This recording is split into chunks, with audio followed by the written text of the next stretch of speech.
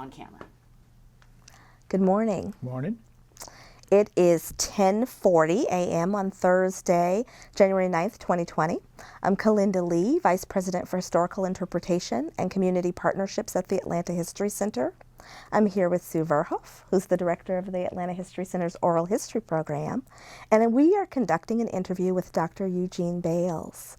Dr. Bales has graciously agreed to be interviewed as part of our partnership with the Inman Park Neighborhood Association. Thank you for being here. Yep. It's a pleasure to be here. Thank you. So I'm going to jump right into your big Atlanta story. I understand that you are a fourth generation Atlantan. Yeah, that's right. My grandmother grew up on, it's called Mason Avenue, I think, originally. It's Lindbergh Drive now. And the house still stands there at the corner of Spring. I think it's Spring Avenue and Lindbergh. Yeah, but they had moved up here, I guess, around 1900 or something like that.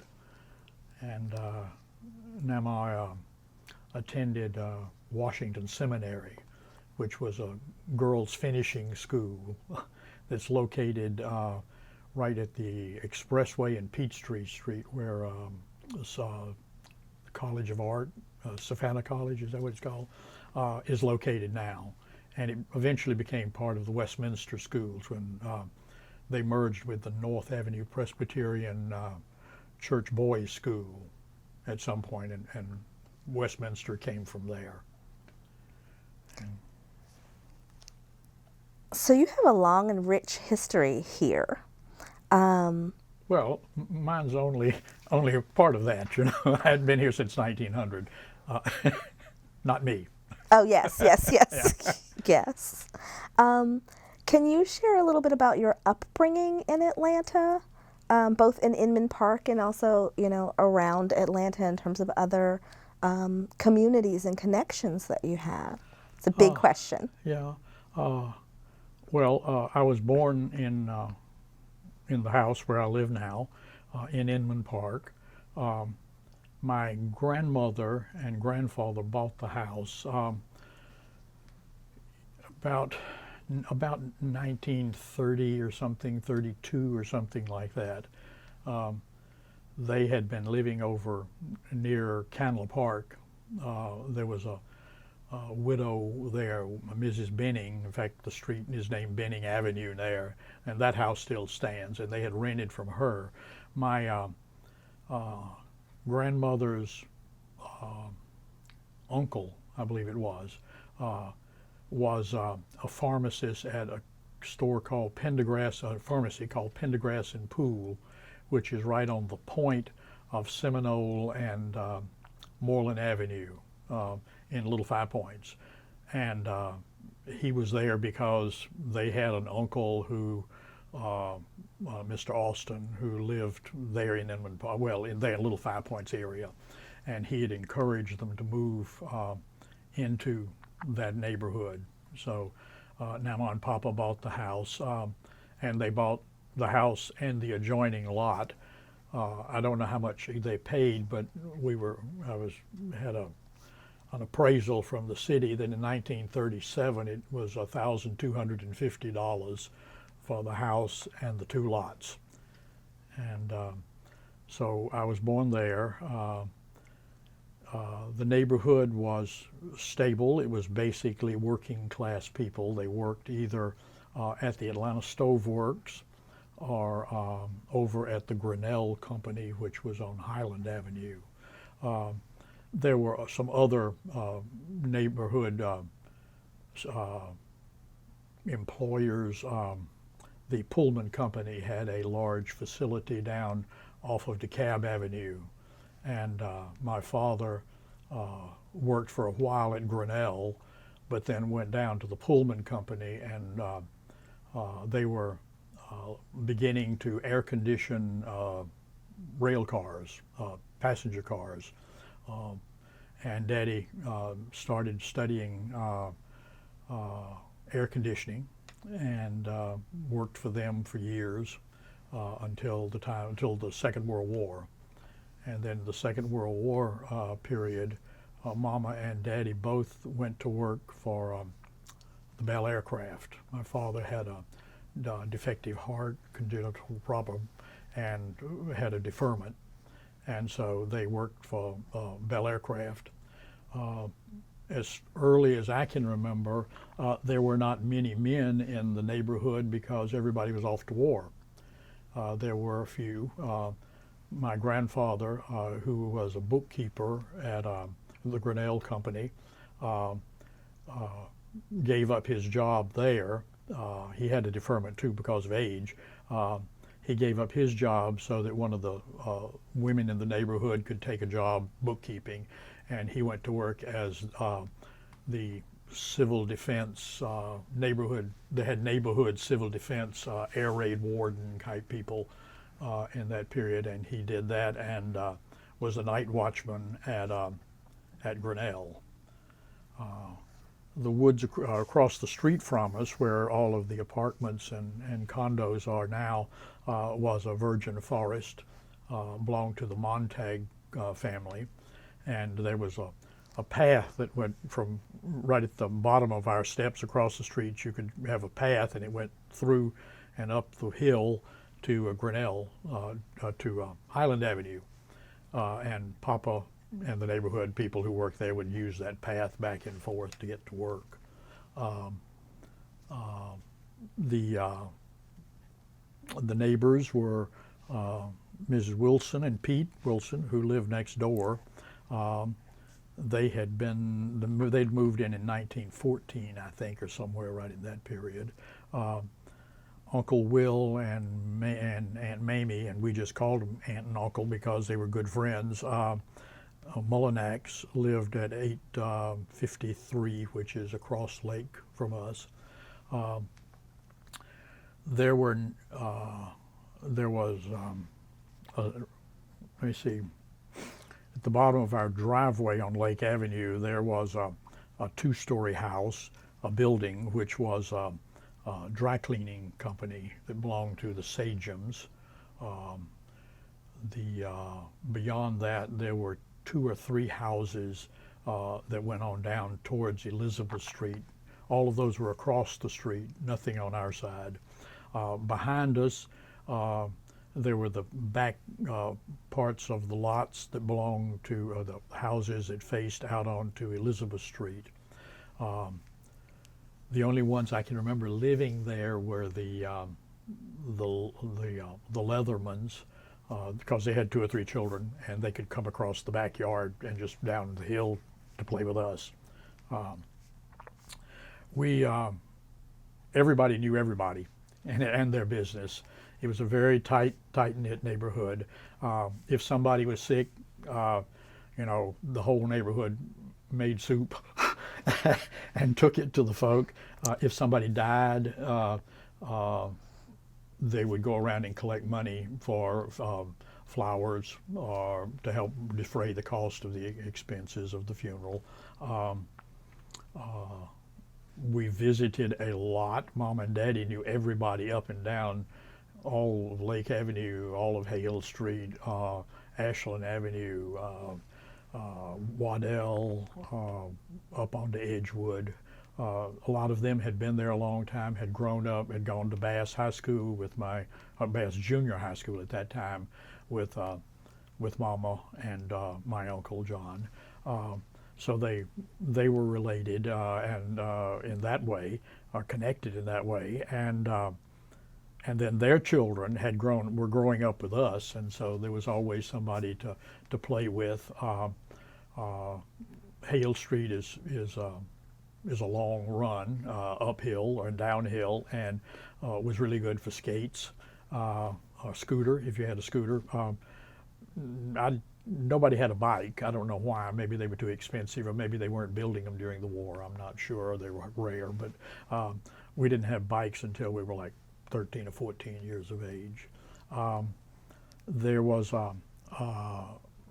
we were often had playmates down to play at the house. Daddy had built a swing set and a slide board and a sandbox and all those things out in the yard, and so a lot of the houses along Hale Street in particular didn't have much yard. There were narrow lots, and so ours was a good place to come and play. And my grandmother was always home, or the maid was always there to sort of watch us, so people didn't have to worry about what was happening with the children. There were some incidences, and my most embarrassing one was the day I got hung. Newman Hickman, who lived up on Hale, and I were good friends, and he went home one afternoon, and his mama said, "I thought you were down playing with Eugene," and he said, "Well, I was." And she said, "Well, where's Eugene?" And he said, "He's hanging down in the tree." And she said, "What do you mean he's hanging in the tree?" He said, "Well, we were playing cowboy and Indians, and he robbed the bank, and I hung him." And she said, "Where is he now?" And he said, "I left him in the tree." So Ms. Hickman came charging down and got me out of the tree, and didn't bother to tell my mother or anybody about it. She took me back to her house and sort of got me back to breathing and doing whatever you're supposed to do, and didn't tell Mama until about 2 or 3 years later. So I got some injury to my glands in here from the hanging, but that was the only exciting thing that happened that day. Now y'all are laughing. You're not supposed to do that. Let's see. We always had help at the house, and very often they would bring their children or their grandchildren. Howard, what is now Howard High School, or now it's Inman Middle School, I think, which was Howard High School later. There was an African American elementary school and middle school there, and often the kids who lived over towards Candle Park, there was an African American settlement over there. They would be walking back and forth from school, and we got to know them, and they would come up and play in the yard for a while, just so everybody got home before sunset. That worked out all right. So it was, there was some degree of tolerance in the neighborhood. There was a Jewish family, the Melts, who were good friends of ours, lived over on Highland Avenue. The Sajums were Lebanese, and they lived above the laundry. Mr. I won't say his name, Mr. B, lived up on Hale Street. Nobody really got excited when he stripped off most of his clothes and walked down Lake Avenue yelling and screaming. There were, it was just, he was part of the neighborhood. Mr. G had a problem drinking. If you found him in your front yard, it was polite to take him back up to his mama's house and leave him on the front step and ring the doorbell and go away before they got to the door, so that nobody got embarrassed. But everybody knew.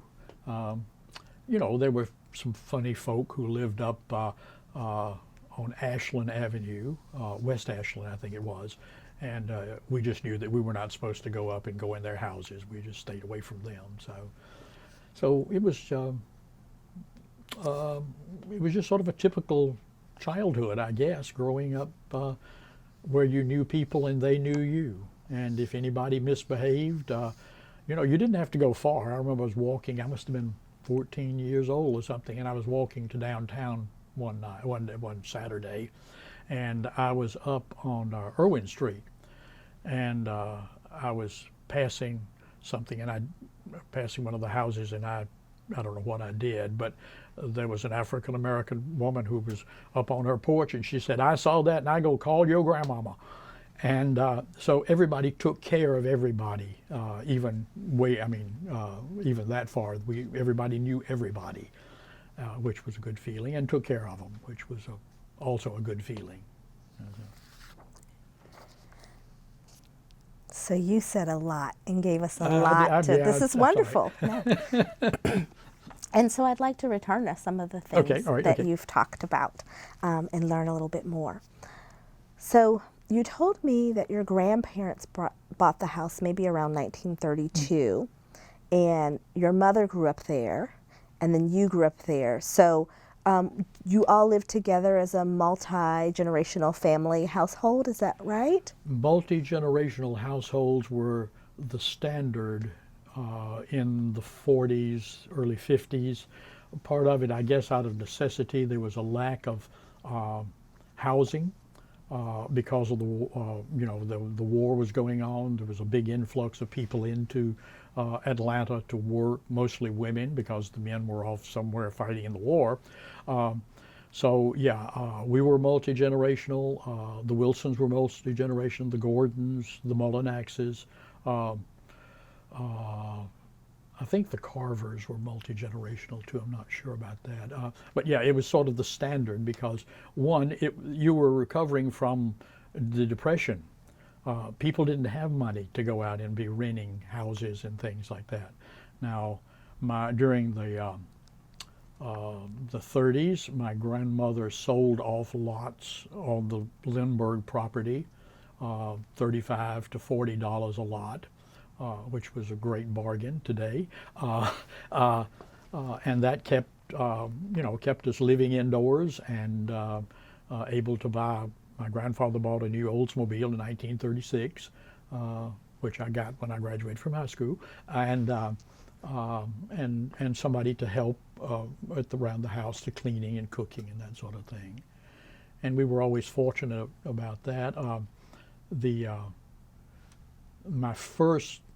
The first lady who took care of me as other than my parents had been born a slave to my great-great-grandfather and had raised my great-grandmother, my grandmother, my mother, and her brother John, and then took care of me. And Sally was part of the family. We never thought of her anything other than just one of us. Really sweet woman, and the other people we had as help were stayed with us for several years. It wasn't a come and go. It wasn't you drop in once a week or something. You saw them every day. And one time, Papa was coming from work over at Grinnell one night, cutting through the woods, and somebody set upon him and beat him up, and my grandmother had to restrain Beulah, who came charging out of the kitchen with a big butcher knife, said, "I'm going to get those folks. Nobody picks on my people." So there was a feeling of good relationships between black and white that is difficult to understand unless you lived through that period. But it was, anyway, I'm telling you. Go ahead. You had another question. No, well, you were going in that direction, so let's go in that direction. So one of the things that you were talking about just now was, and a little earlier, as you said, that you had help. Mm-hmm. And so I had a few questions, a couple practical questions, and then a little bit more. So the people who were working for your family, the African-American domestic workers for your family, did they live in the home with you? No. Where did they live? Let me see. Johnny May lived out off of, what is that street? It was near Stewart Avenue somewhere, near Stewart Avenue. Sally, the one who had been born the slave, lived up off of Auburn Avenue, not too far from the house. I'm not sure where Beulah lived. Those are the three I can particularly remember, yeah. So would that have been typical in your neighborhood for people to have domestic helpers who lived? No, again, it's because Namaha had this other income coming in from selling the properties and that sort of thing. And so, we were the first one in the neighborhood who had a television set. My grandmother bought it for my 12th birthday. And so that really attracted a lot of people to come in, because nobody had ever seen anything like that. And so the neighbors and the children would come and Kukla, Fran, and Ali, or whatever its name was, and the wrestling matches. Wrestling matches were really big stuff. And my grandmother and Ms. Wilson next door were addicted. They would, wrestling match night, 7 o'clock. Hey, you better not be wanting to see anything. Of course, there wasn't but 2 television stations anyway, so there wasn't a lot of fighting you could do. You either watch that program or the other program. So that would have been a little bit atypical in this working class community to have Servants, not only servants, but also some of the other kinds of things that you were talking about, extras, some of the extras, if you will, yes. They're like automobiles. Papa had an automobile. Mr. Wilson had an automobile, an older model. Uncle Will and his brother Fletcher were in the house painting business, and they had an old beat-up truck. I don't know of anyone else in the neighborhood who really had an automobile of any sort. And the neighborhood was not oriented towards that. If you look along Hale Street, the driveways are non-existent. The old ones, there've been some that have been put in or made in. You make a driveway, but on-street parking, it was what was there. Up Lake Avenue, the same thing. The neighborhood was built. It wasn't built for automobile. It was built for streetcars or public transportation. And we had a streetcar, an old trolley car that came. The tracks came down Irwin Street.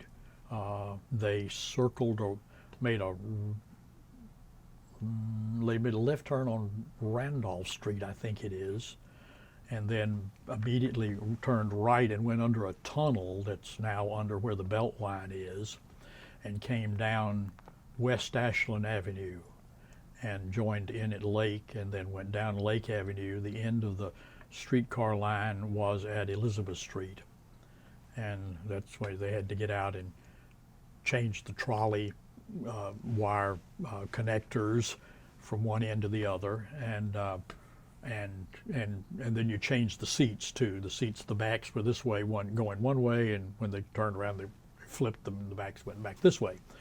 And if you were riding the streetcar and there wasn't anybody on the streetcar, by the time he got down to Randolph Street, he would let me or whoever wanted to go by and do all the seats, which were thunk, thunk, thunk, thunk, which was fun. So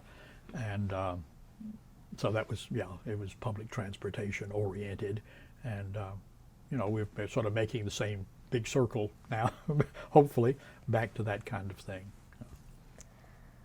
So this is interesting to me as you talk about the way that public transportation moved through the community. And then a few minutes ago you were talking about even with playmates, how people from adjacent communities often played with each other and kind of moved through Inman Park. So I wanted to know a little bit more about that.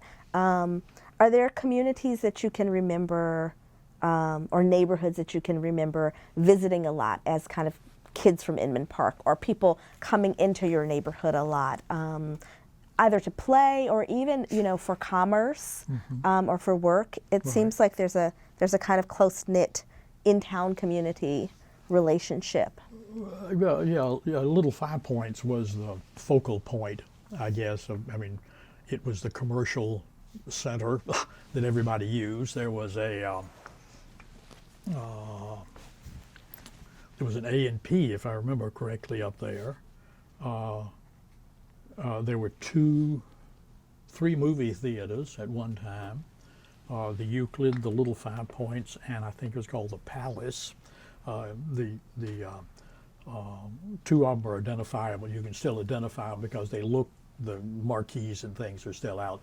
The other was, the Palace was up at about where McClendon Avenue runs into Euclid Avenue. It's right there at that intersection. If you just went right across the sidewalk, it was there. There was 2 drugstores, Dr. DeKoff, and then Pendergrass and Poole was still there. There was a public library. a Miss George ice cream parlor. Don't remember. There was a chicken place up there. My grandfather would not eat chickens he didn't see killed, and there was fortunately a chicken processing, or not chicken processing, but a company that's a business that sold fresh chickens and whatever up at Little Five Points, and you could go up there and they would pick out your chicken, and you picked it out, and they would clean it and dress it for you right there, or you could take it home and do it yourself. You carry it home, get out in the backyard and chop its head off, throw a bucket over it, wash tub, and when it stopped flopping around, you took it out and cleaned it, which was a smelly process. Have you ever been to a chicken process cleaning it? You know, you get boiling water and drop the chicken down in there, and boiling chicken feathers don't smell good. Anyway, so Little Five Points was sort of the commercial area, and so you had people who were interacting there from various neighborhoods. And as I mentioned, out by Canela Park, there was the Canela Park, and there was that's on the edge of Druid Hills, and there was an African American community there along Canela Park Drive, I think it's called, directly across the street from the park, on the same side as Maryland School, and so you would have interaction between the African Americans who were living there, and then there's another community of them up across the Beltline, going up Lake Avenue, where the old Fourth Ward starts. So you'd get the people from Canela Park coming in. You had people who lived along Moreland out to to Druid Hills. I mean, I'm not sure where. You'd have to go over to Emory to find a grocery store. There were little neighborhood grocery stores and sundries and that sort of stuff all over. You could find those. There was one little Mr. Hudgens had a grocery store down the street there at the corner of Elizabeth and Lake, Austin. Mr. Merrill had a sundries shop down there. I'd already mentioned the laundry. Mr. Gordon had a men's hair shop down there. There was the bar, the local neighborhood bar, all that. There was another similar community, conglomeration of businesses, butcher shops and that sort of thing up on Euclid Avenue, right where Hurt intersects, and Poplar Circle. Between those two, there was some shops there. But you'd get people who could use the local stuff, but then if you wanted some heavy-duty food, or you wanted to go to the movies, or you wanted just to have a night out, a day out and have an ice cream, you went to Little Five Points, and there you interacted with other people. There were people who were moving from place to place, and the streetcar, like I said, ended at Elizabeth Street. So if you lived on Austin Avenue or further out up towards Euclid, and you wanted to get to somewhere in the old Fourth Ward, what is now the old Fourth Ward, you'd walk back and forth. I mean, you know, by the time you walk down to Elizabeth Street, you might as well just walk 2 more blocks. So you had people who were moving back and forth within the neighborhood, our neighborhood, to get from other neighborhoods back in, Point Euclid. Lake and Austin is sort of a main, they're continuing same street really with different names that cut through there. So it's sort of a main street that you would see a lot of traffic, foot traffic on. So let me check in about what I'm hearing. This is a really interesting portrait that you're painting, because it sounds like you're describing Inman Park as a kind of hub where people are living. And I've heard stories before about people's homes and about the connections between neighbors in that way as a residential space. Mm-hmm. But it sounds like you're also talking about a kind of bustling neighborhood that is both residential and commercial and a transportation hub. And I see a different scene, I think, than I'd seen before in my head of people moving within and through this community with some regularity. people who are part of the community or just using the community resources in various ways. Do I have that right?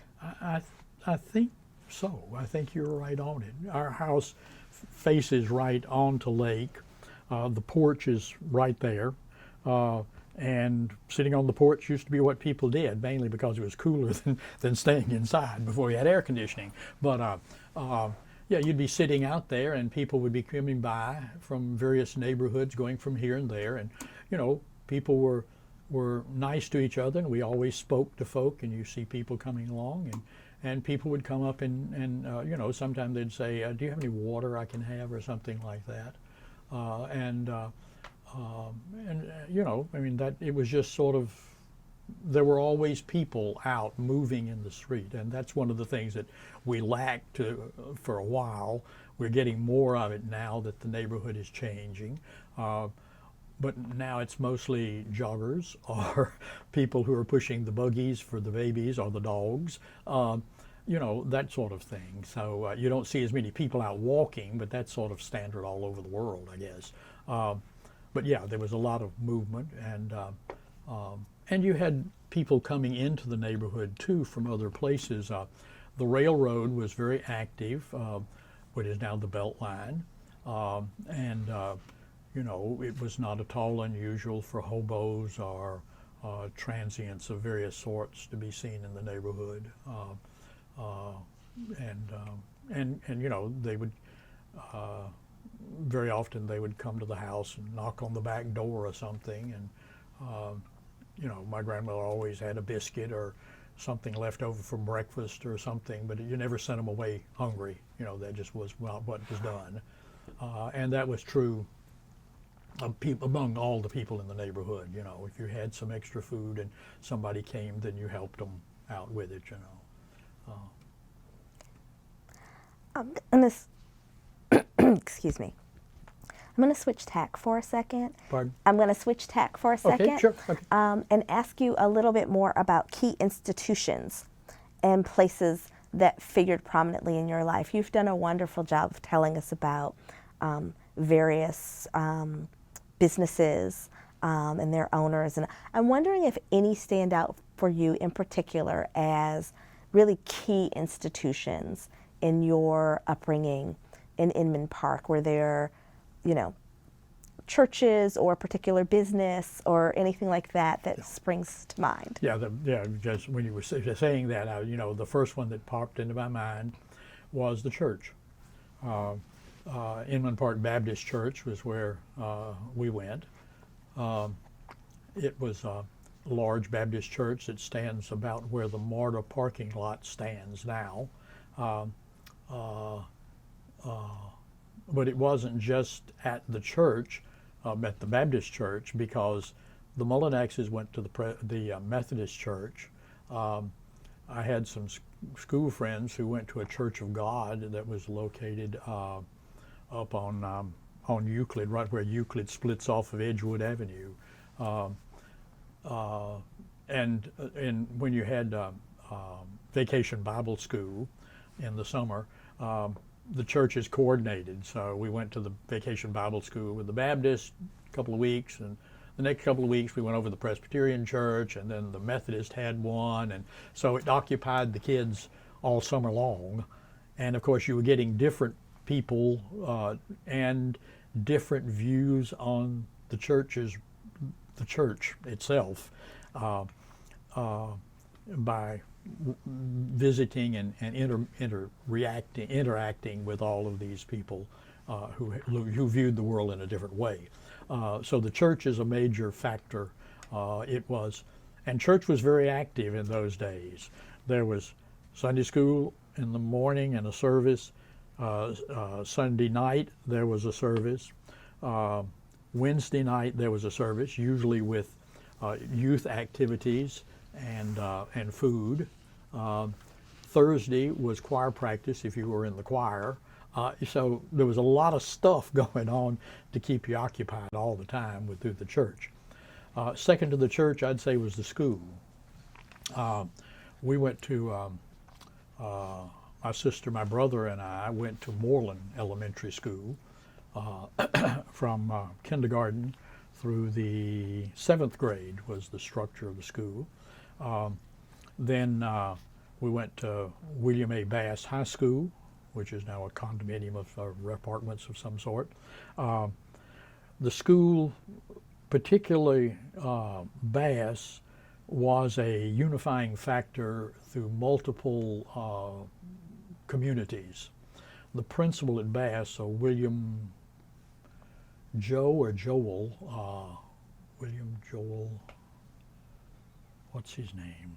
Anyway, his name is escaping me. Scott, William Joel Scott was the principal, and he had organized a community advisory committee that had representatives from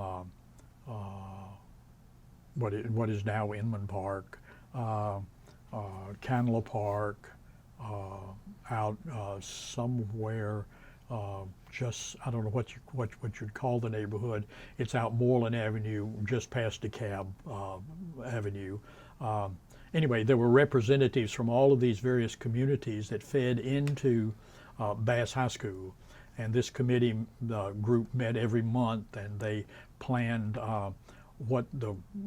made plans for things that would unite the communities, that would keep the schools, to find out what the schools were doing, to express their concerns about the curriculum and the programs that were going on. So that was a very strong organizing factor in the whole of the Bass community, whatever their catchment area is.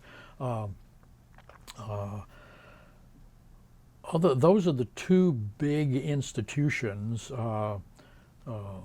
that I can think of. There were other things that were exciting, like one of the favorite things was up on Highland Avenue, right where Soto is now, or right beyond it, whatever the free, Soto, right where Soto is. There was the Popsicle Redemption Center, and if you saved enough popsicle sticks or wrappers, it was the wrappers, you saved the wrappers. If you got so many wrappers, then you could go up and redeem it for goodies of some sort, pencils or yo-yos or whatever.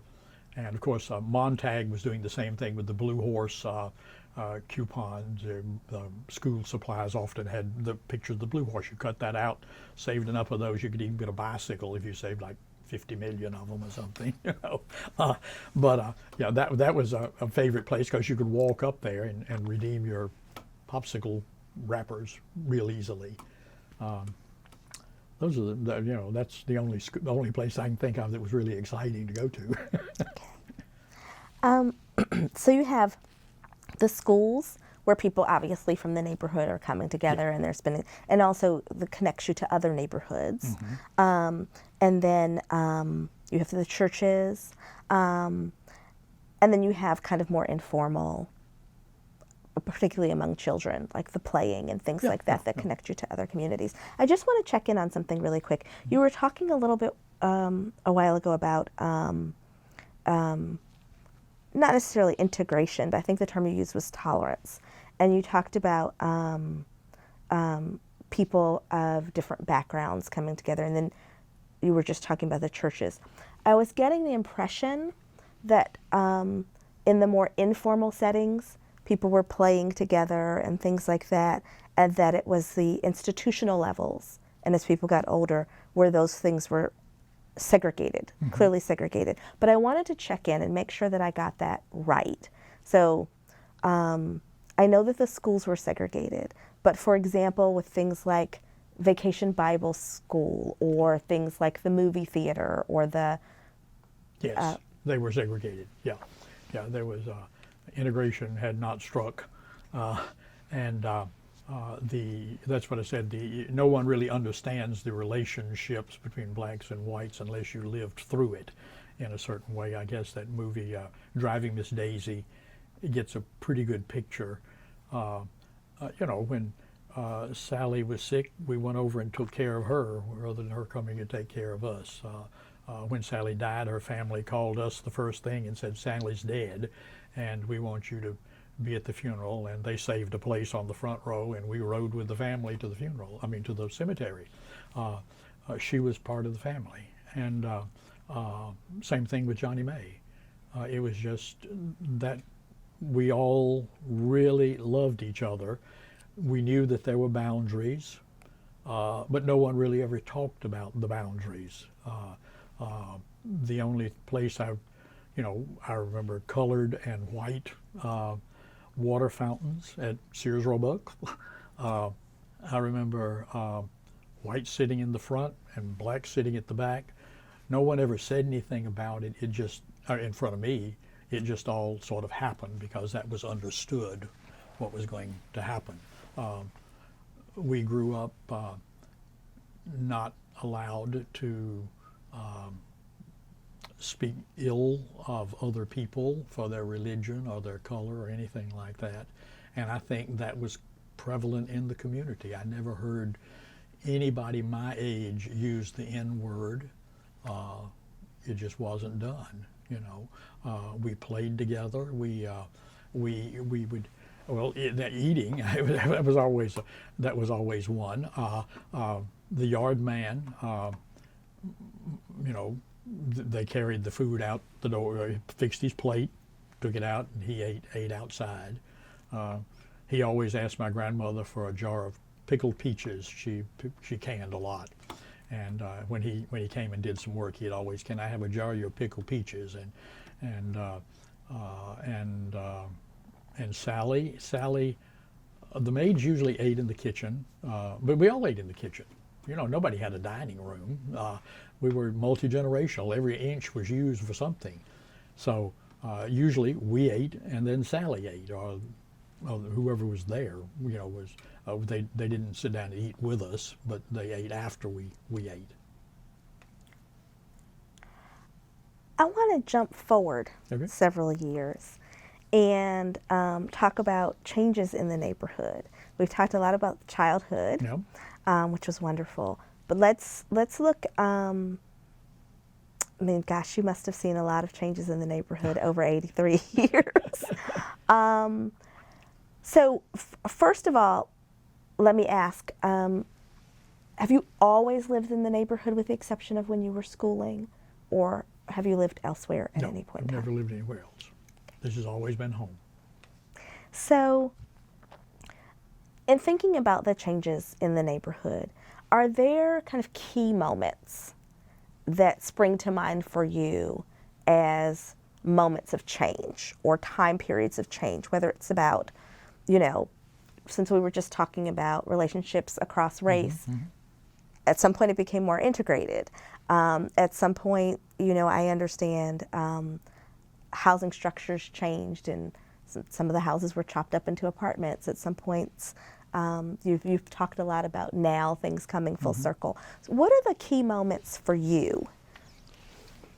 In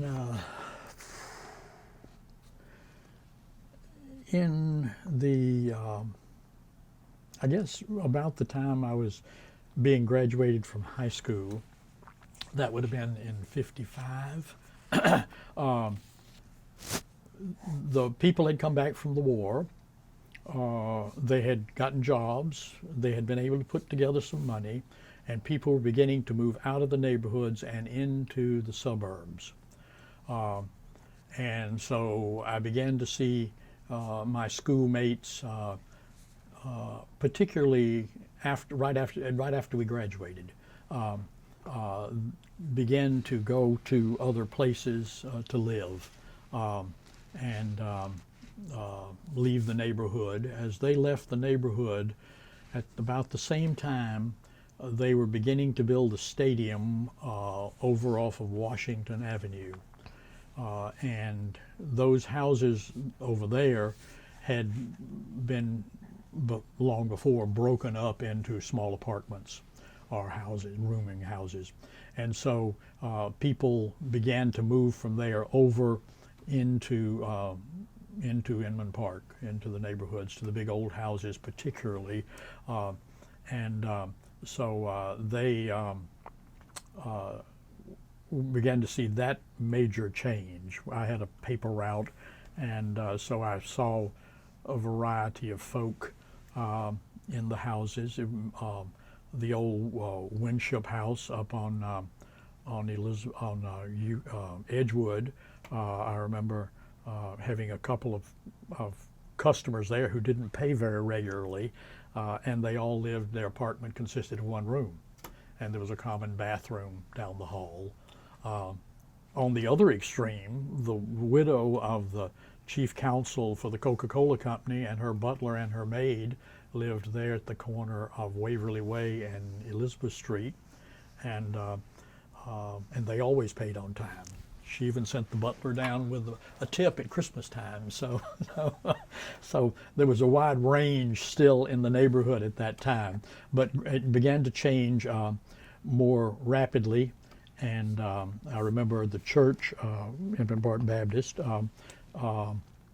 had a lot of ministry and trying to provide help to families that were living along Hurt Street, and particularly right near the church, and over on Elizabeth Street, where the whole family, mother, father, and 2 or 3 children were living in 1 or 2 rooms.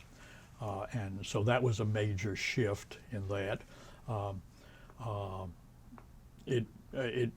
then Inman Park Baptist was bought by the state for the roadway that was going to come through, and so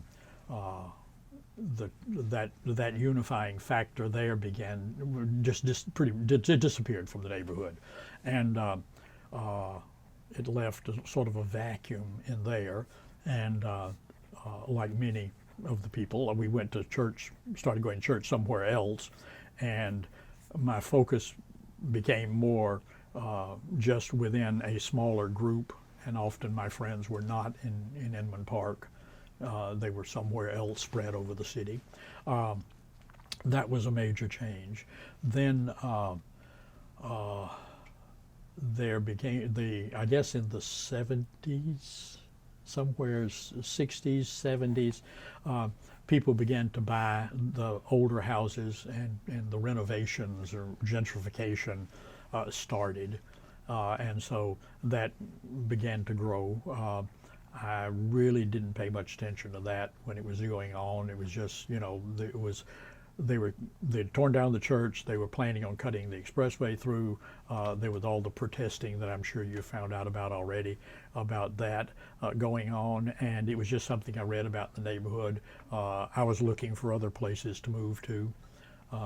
Looked 3 or 4 or 5 places. Nothing really gelled. They were all somewhere a little further away from my work. They just didn't feel right, and so out of sheer laziness, I just stayed where we were, and then the neighborhood came to me rather than me going to it. So that was okay. Things work out. So right now, we are in yet another moment of, I think, what a lot of people would consider pretty rapid change and growth. Certainly growth in terms of population. Mm-hmm. In the neighborhood. You mentioned that you're once again seeing a lot of kind of bustling activity, although it's different in character than before. What are your thoughts about that? How do you feel about that? And I'm pretty excited about it. Everything except the raising taxes. They keep building these houses, and people keep paying lots of money for them, and the taxpayer, the tax assessor thinks that, we ought to run everybody's bill up, So anyway, that's another story. I'm excited. I love seeing the people, the activity in the neighborhood. Love all the restaurants. I can't even keep track of how many there are and how quickly new ones pop up. Lots of dogs, lots of babies. I'm sure there are lots of children. I don't ever see them, but they're there. So yeah, I'm feeling positive about it. So I think it's a good thing. The bad thing about it is that in all of this, we have there has been a displacement of people who could not afford to stay where they were. You were talking about changes in the neighborhood. Another change was some African Americans began to move into the neighborhood. I wasn't even conscious that they were moving in to the neighborhood until one of them, who is a professor out at, I think he was at Clark, said that he was living up on Elizabeth Street, and he'd been living there for 2 years or something. I didn't know. An African American family bought a house on a lake about 4 doors up from us, and he was a stonemason, and he did some strange things with the stone on the house, but it wasn't really fit the kind of house it was. But they were nice people, and so it just sort of changed, and like I said, I just wasn't paying attention. It just changed, and it was different, So, but I like what's happening. I think it's fun. Do you feel like the feelings of community that you had expressed earlier, where you talked about people knowing each other and wanting to know each other and providing mutual aid and socializing together, do you feel like those things have come back? Would you describe the feeling of the community as different now? That's a tough one. To be honest, not with me. I know the names of the persons who live across the street. They've been there 10 years, 15 years. I speak to them when I see them. One of them came over and helped when I was shoveling snow off my driveway. Appreciated that.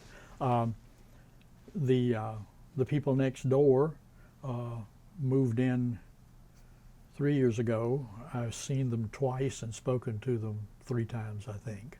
The next people up the street, I know their names and have been to a couple of things with them. I'm not, not a social animal or something, I don't know.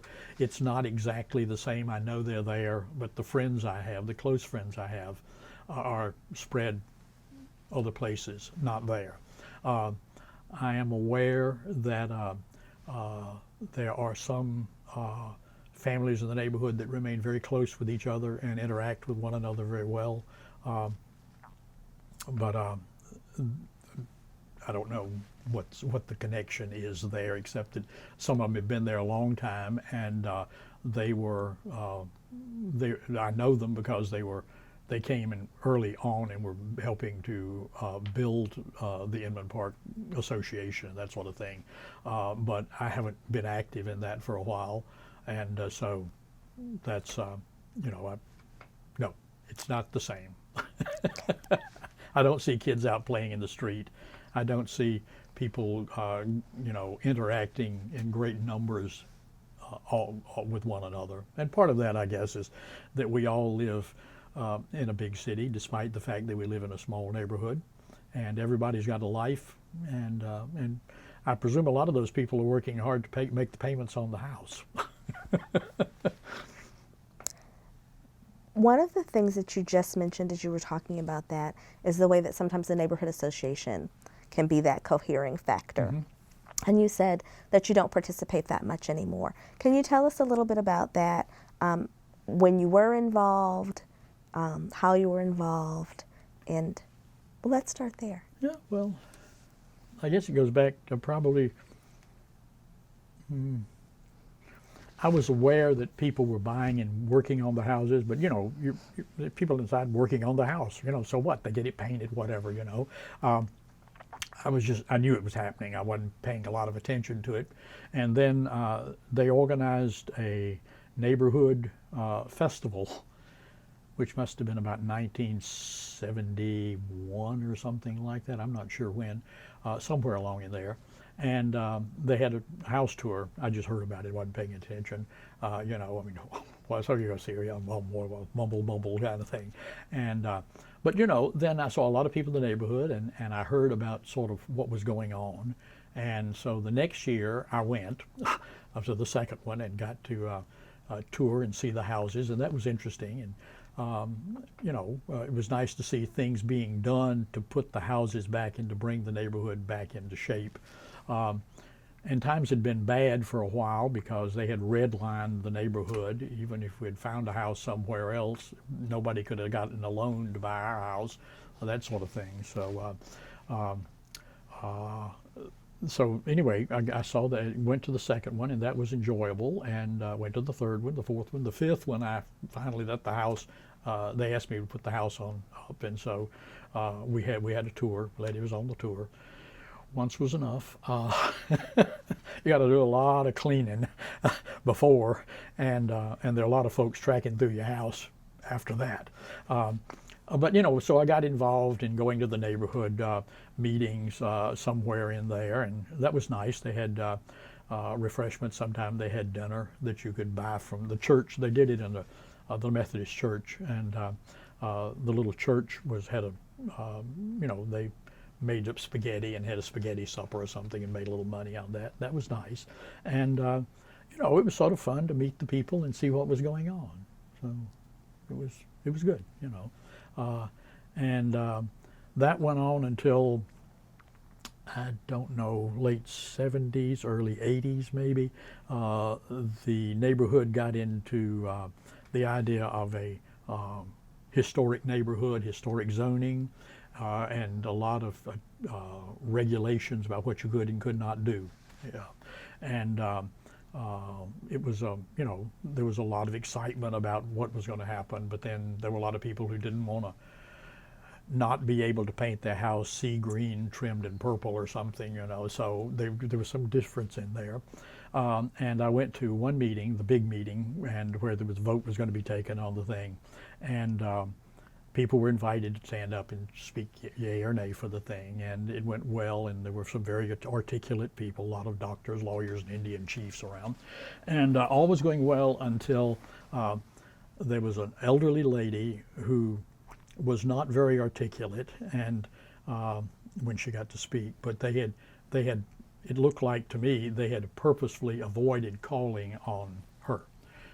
Because anyway, so she finally got the mic and spoke, and when she finished, the man who was presiding said, "Well, it's a public meeting, so I guess we have to listen to anybody who wants to speak." And that was not good in my estimation, so I got up and left, and then I have not really been back except for a few meetings since then. I assume and would like to think that it was only that one individual and his attitude, but I don't want to be associated with people who act like that. So that's personally unpleasant, obviously, but also I think it speaks to the potential that maybe there were some schisms across class lines within the community. Yeah. Do you feel that that's persistent? I feel that there was. I think that it's mellowed out, mainly because there aren't any people who are living in Inman Park who don't have a fair amount of money. I mean, if you just bring it down to facts, it costs a lot of money to live in Inman Park, just to pay the taxes and to keep the place going, and to, I mean, it just doesn't. So the poor people are gone one way or the other. And that's the problem with gentrification. I mean, how do we as a society balance that out, that there are people who have been in their home for years who can no longer afford to be there? The African American bricklayer up there, they held out until about 5 years ago. But then they just couldn't afford it anymore. And they had been there for 20 years, something like that. They'd raised their children there. And, it's a bad situation. And it's not just Inman Park, it's everywhere. I see it going on in the 4th Ward right now. That little old lady I mentioned earlier who called me down and said, "I'm going to call your grandmama," those houses are gone. I mean, the houses aren't gone, they're gone. The people who were living there are gone. Just all of a sudden, one night, both houses were vacant. And they were gone. Somebody's bought those and done them over. And that's not really right. Do you feel like the community loses something? What? Do you feel like the community loses something? I do. In that? Yeah, because those people, everybody, you know, I said, everybody's got a story to tell. Everybody's a little different, and we all fit together to make a great story. But when everybody is vanilla, you know, it's sort of a dull world. You know, you really need some other views on the world from other folk. You know, ethnically, racially, religiously, whatever it is. The lack of it's not intolerance, it's just that people can't afford it. And it's not the problem, it's not the fault of the people who live or buy into Inman Park. It's the fault of the greater society that has no way to take care of these folks, to deal with this problem. That raises a question for me about the neighborhood association.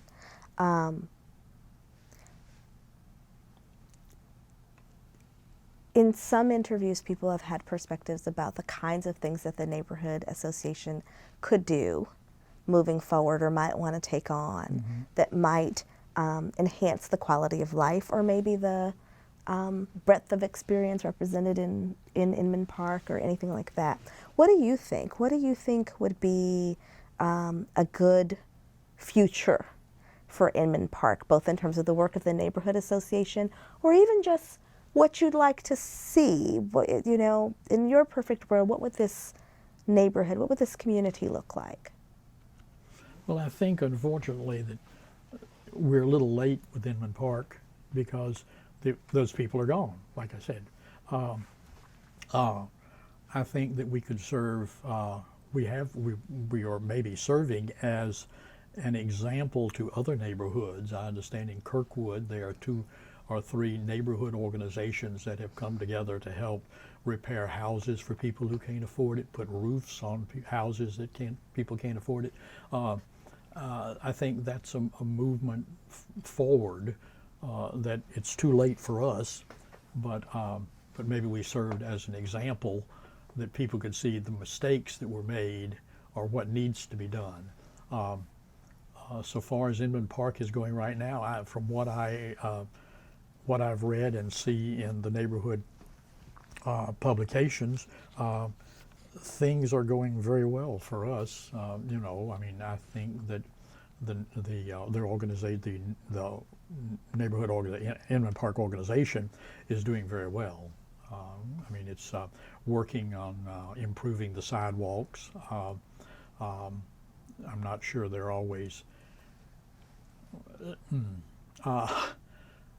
Historical preservation is a little, you know, sometimes you can interpret it one way and sometimes another. If you're talking about the houses and all that, that's fine. When you get to the infrastructure, like the brick sidewalks, I got brick sidewalks, so I'm partial, sorry. Brick sidewalks, they're taking these things up and they're pouring down concrete and maybe they'll make it look like brick. It ain't the same thing, sorry folks. Keeping the character of the neighborhood more in period would be nice.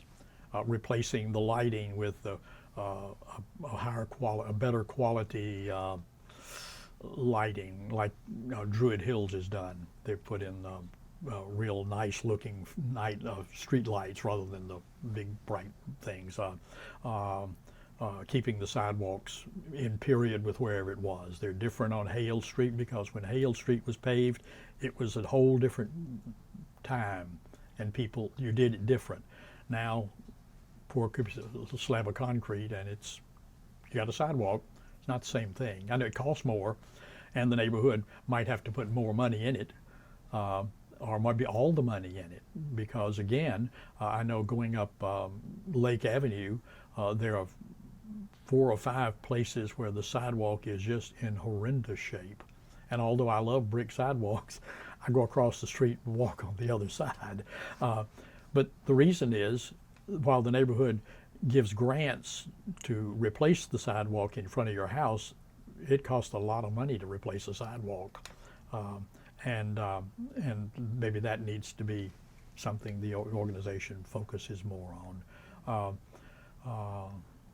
if there was, you know, more, I know the park, little Springvale Park up there, they're doing a lot of things up there, and a lot of kids go, but there's a lot of, there ought to be some activities maybe for the older kids. They do things for little kids, maybe not at the park, but there needs to be some way more for young preteens and teens that we have in the neighborhood, to something to bring them together, and a place to have a relationship or something, other than going to the churches are still there, one or two anyway. Then, but anyway, those are the things I think might help.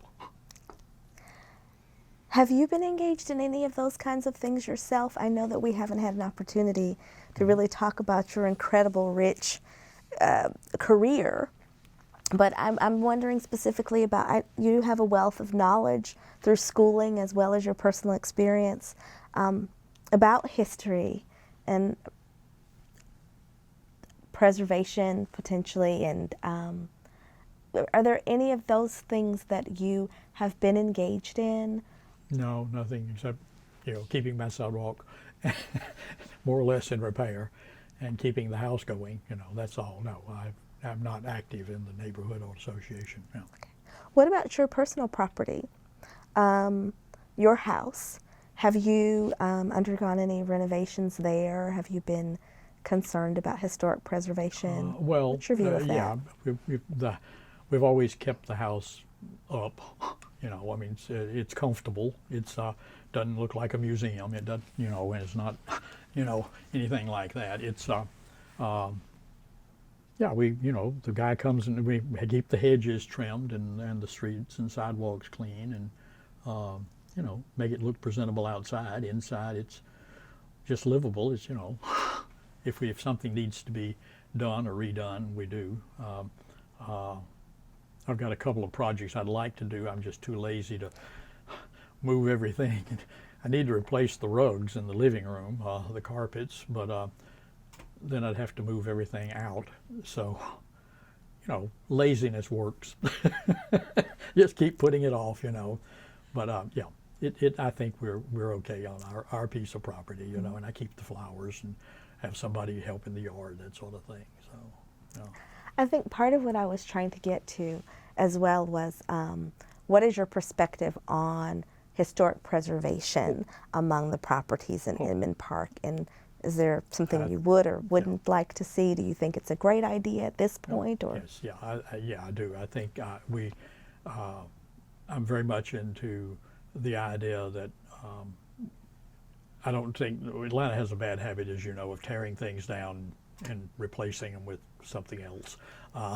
We just drove along Paces Ferry Road. It's changed a lot, let me tell you. But anyway, we maybe don't need to do that. There's something, the quality of workmanship that was done in various periods, it's hard to replicate that. And people find security, I think, in the past at times. Right now, you know, I think that people in a world that is very uncertain find a certain comfort in going to something that has been there for 100 years or 1,000 years and seeing it. People go to Europe.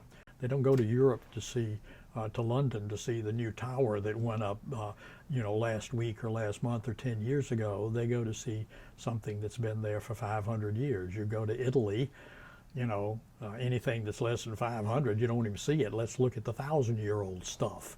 And there's a comfort in knowing that there is an enduring quality. There's something that keeps on and on and on going on, whether we bother with it or not. Sorry. We'll edit that out.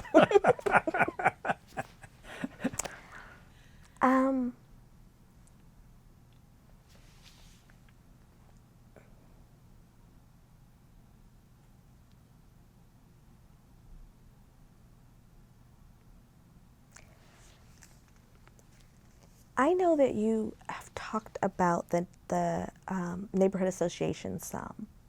But you've been in Inman Park for a very long time and have seen leadership come from lots of different directions, I would imagine. You've talked about you talked about the school principal. Mm-hmm. You talked about business owners. You've talked about various families who were kind of anchors. And so I think that I'm really curious about your perspective on what leadership looks like in Inman Park now. Where do you think, let me reframe my question. What do you think leadership looks like in Inman Park right now? What do you think is driving the directions that the community is moving? Are there anchor institutions still? Are there key individuals that you see as really driving change or helping to maintain stability? When you think about your neighborhood, what people, what institutions do you think of as being key? I think that the organization as an organization is doing very well. I think that their focus on things like preserving the history and of what's going on, what happened in Inman Park, of moving away from just the road protest and the early work to restore Inman Park, and taking a bigger picture of what is the whole of the story of Inman Park, of looking at it in a comprehensive way, is a good move. It helps the new people who have moved into the neighborhood to maybe appreciate when they walk down the street, who are the people that streets are names for? Where did these institutions that helped shape the Inman Park, where were they? Were the actual spot where it was? I think that's good. There are some people in the neighborhood that the Bradshaws, Midge and John Sweet, the Westricks, people who have been in the neighborhood a long while, who have been active and who continue to be active in shaping the neighborhood and have provided stability. And we have a lot of people who we went through these periods of house flipping almost. People would move in, they'd be there 6 months or a year. They'd put in a new furnace and paint the living room and flip it over, and then there'd be somebody else. When Ms. Wilson died, her daughter lived there for 4 or 5 years, and she sold it to this couple. They moved in. They put up some fake gingerbread stuff on the front. They enlarged the kitchen. He was a chef, and turned the house over in 3 years. People that bought it lived there about a year and a half. They sold it. They'd repainted the outside or something. That's not good for any neighborhood, young, old, or whatever. And so those people who bought in and early and have stayed, they're good folks, in my opinion. We need more people, more stability. And that's one of the nice things. They built all those apartments and condos across the street. I don't know the people over there, but most of them appear to be stable. They have been there for more years than I care to admit, and that's good. That's a good sign. And they seem to be organized over there. They have yard sales and things, just as a small community within the community, kind of thing. So that's good.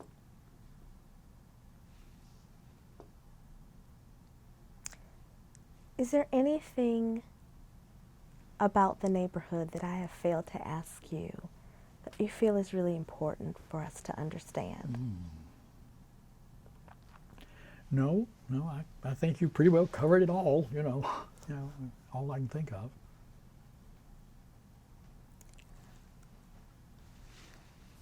Allison is shadowing us today, and I Yeah. want to give her an opportunity.